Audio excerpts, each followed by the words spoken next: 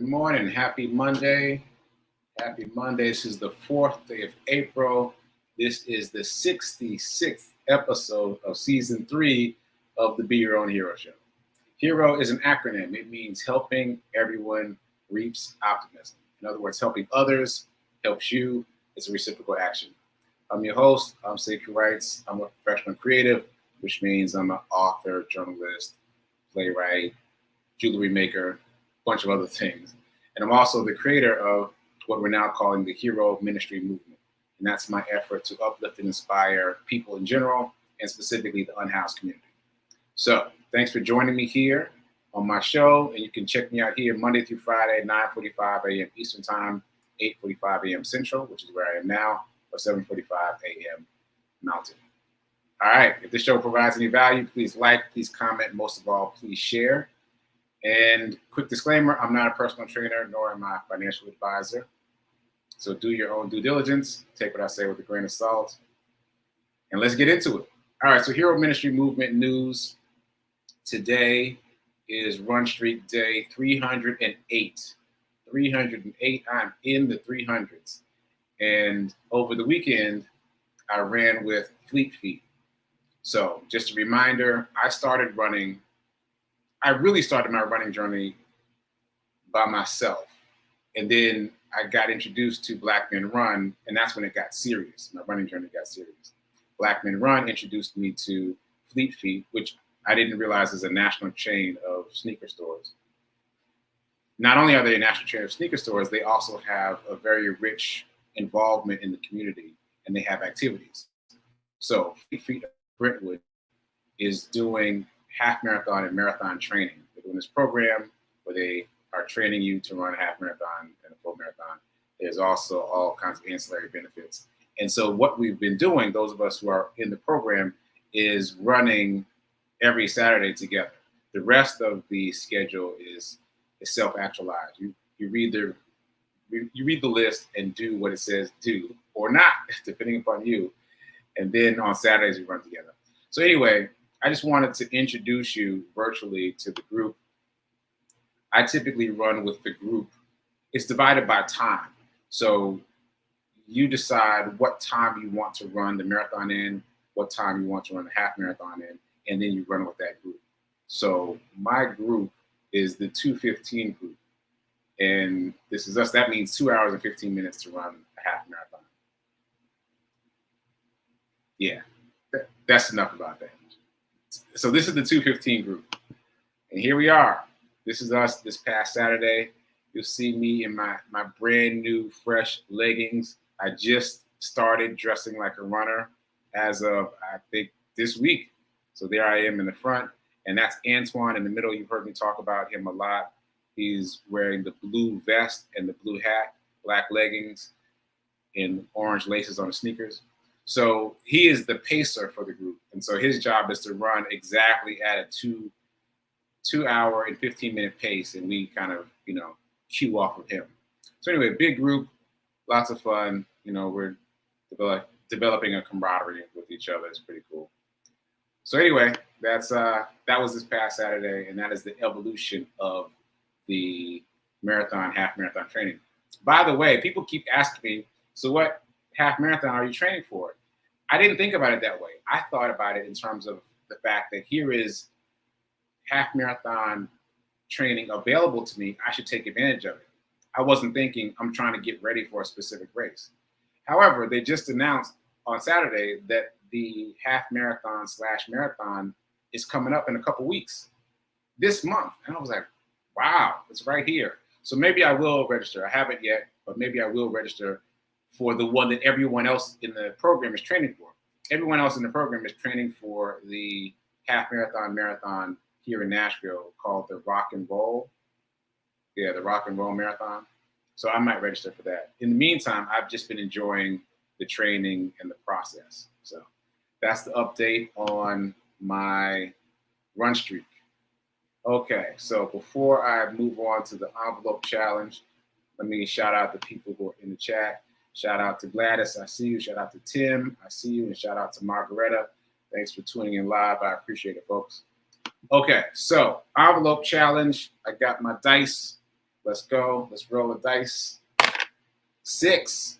6, the biggest possible number, which is still not a big number, $6. What you want to do is transfer $6 from your checking account, move it over into your shiny new savings account, and then invest it.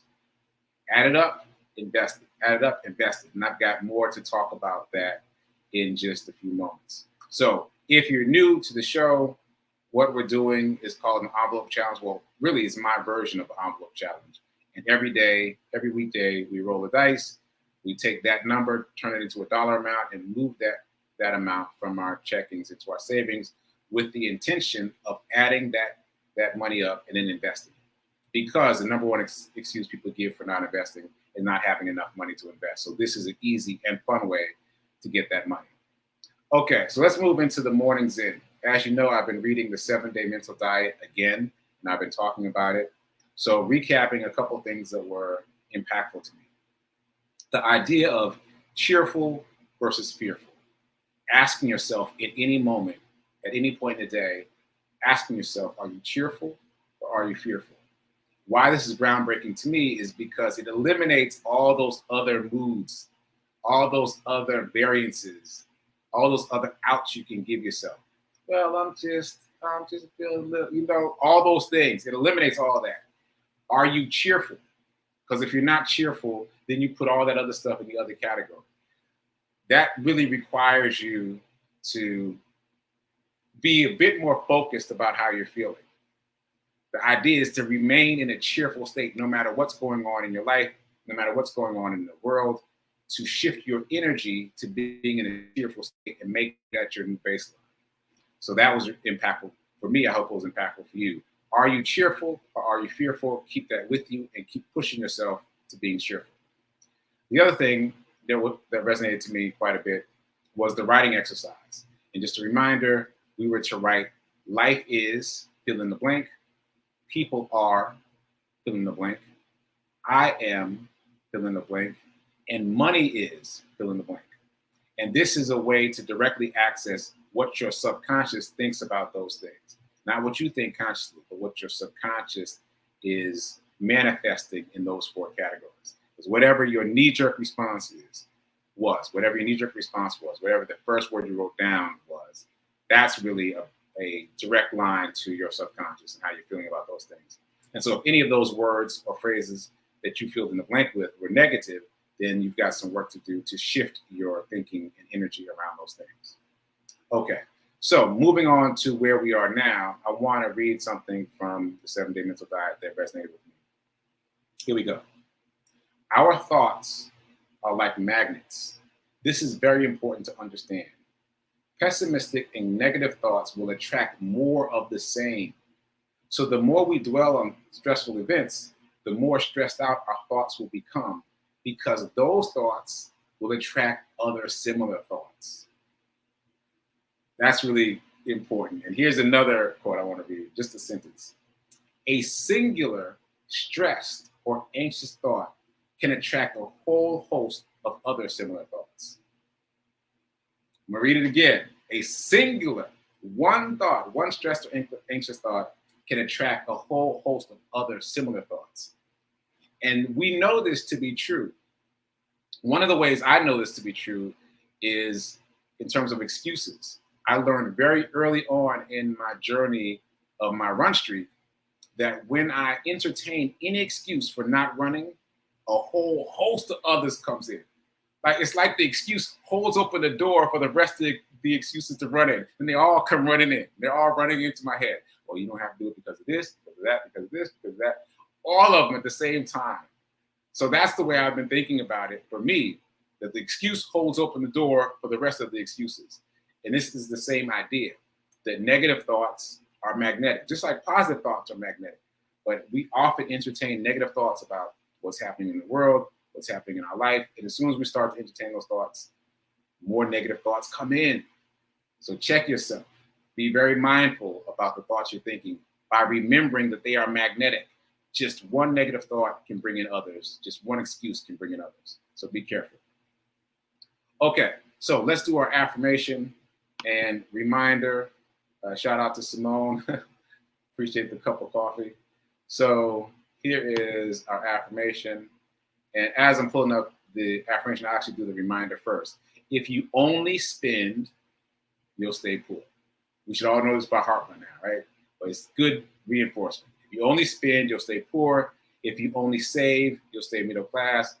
If you want to become wealthy, you must invest. It's not optional.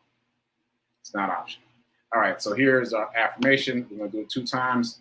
First time for the word, second time for the feeling. First time, I am so happy and grateful to be a multimillionaire in every area of my life. Second time, with feeling, I am so happy and grateful to be a multimillionaire in every area of my life. Feel it, know it, drink it into your bones. Okay, so I said I was going to circle back to the envelope challenge today because last week I mentioned that several people, 3 people literally asked me for advice about what to do in the stock market last week because I mentioned on this show that Amazon announced a stock split and Tesla announced a stock split. And people were asking me what to do. And so I gave my advice. I said what I would do is I would invest in Amazon stock and Tesla stock, right? Now, here's what's interesting. All 3 of them did it. All 3 of them, in some variation, invested in Amazon or Tesla or both. All 3 of them, right? What did I do? I took my envelope challenge money and paid off a credit card. What? Like here I am giving advice about the stock market and investing in the stock market and playing the long game and investing in these 2 stocks right now because they've announced a split. And whether they split or not, they're both up because they've announced a split. And what do? I go pay off a credit card. So I've been grappling with that the whole weekend. Why did I do that?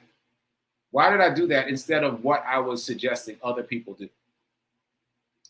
And so where I ended up is it really comes down to beliefs. It really comes down to those subconscious beliefs, those subconscious habits. Like that's what we all have to get to. As I mentioned when I read the book, The Psychology of Money, check that out. Money is presented as a math issue, but it's not a math issue. It's a psychology issue. We all acquire beliefs, ideas, thoughts about money from the environment around us and from our family members and from overhearing things on the news and in the world. We acquire all these beliefs that are not necessarily true. And they embed themselves in our subconscious and we're not aware of it. And so what I came to is that the reason I spent my envelope challenge money on paying off a credit card instead of investing was two main ideas. One, that debt is bad. Get rid of debt. Debt's a bad thing. Get rid of it. And the other thought that came to me that seems to be a belief that I've held for a while is that big money goes to big debt. So 1, debt is bad. 2, big money goes to big debt. And $600 isn't that big, but that's what I stacked up my envelope challenge money to, right? And so I've been working with those things, and it's funny how like these your mind will lead you to actions that are contrary to what you're thinking consciously. Because again, what I was thinking consciously was I need to get in on Amazon and Tesla. But what I did was I paid off this debit card. Now, I appreciated seeing the zero balance. That filled me with a nice warm feeling, right? But I spent the weekend going halfway down the rabbit hole about the benefits of paying off a credit card. What are the benefits? None. There ain't no benefits. The benefit is you feel better about it. But in the world of finance, it doesn't benefit you.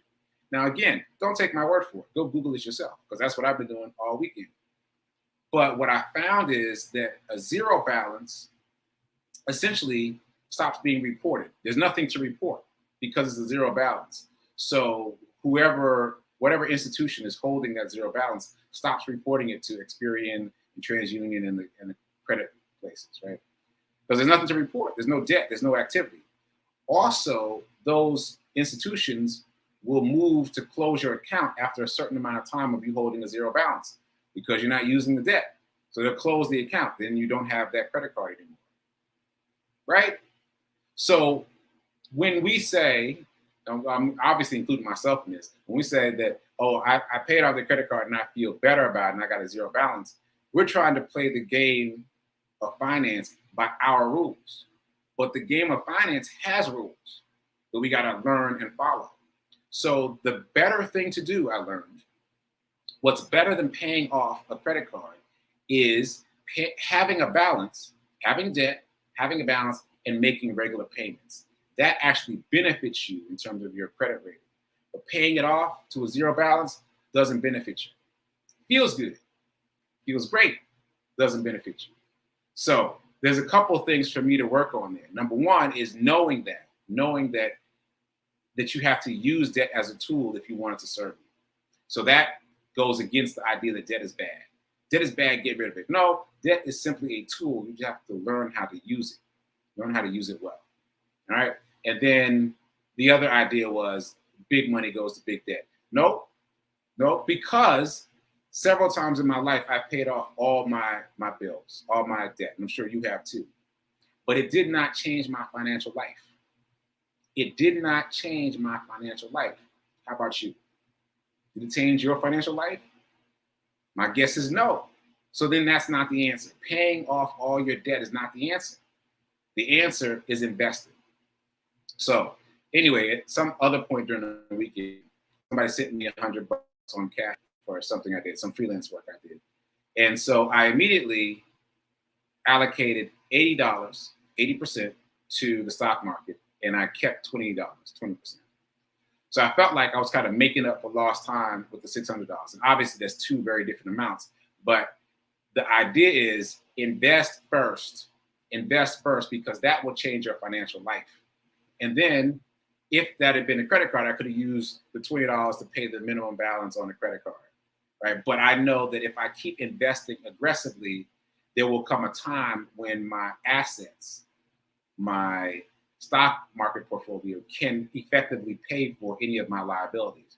But it won't ever happen if I just keep paying off debt. I've got to stack on the investment side. Which reminds me, people often say, and this happened to me. I remember early in my adult working life, I asked a friend of mine he's an investment banker, so he had a lot of money. And I asked him about how to kind of get from where I was to where he was. And he said, pay off all your debt first and then start investing. And now, knowing what I know, I push back against that wisdom. You have to start investing immediately because it's a skill.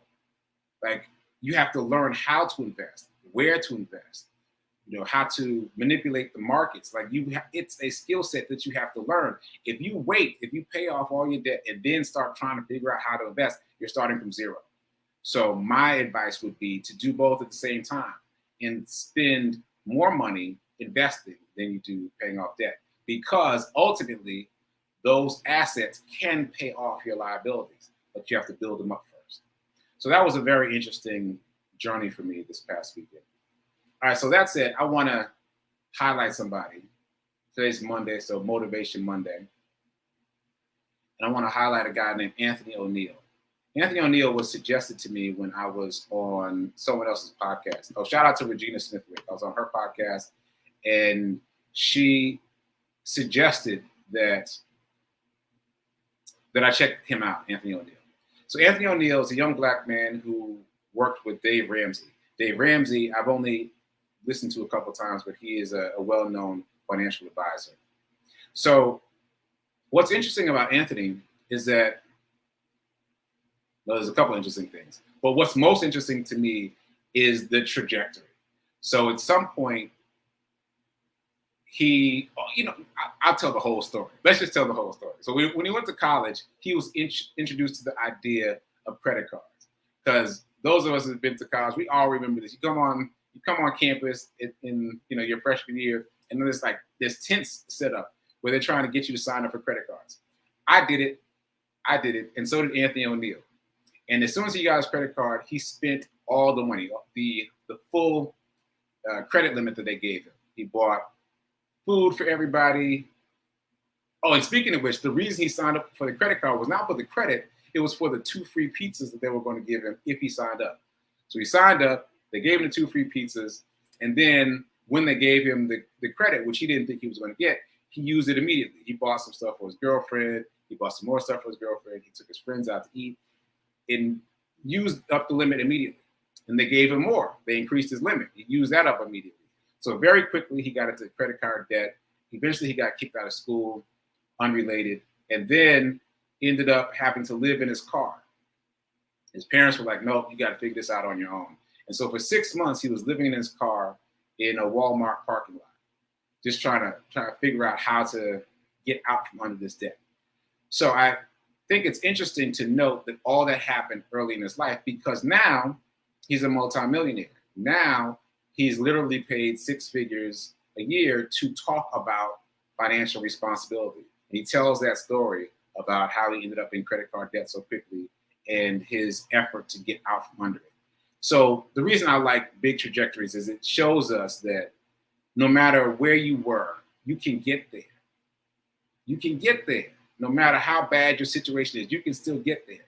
So to prove the point, Anthony, I follow him on social media now, and he actually posted his bank balances, which is bold, but it gives us a really interesting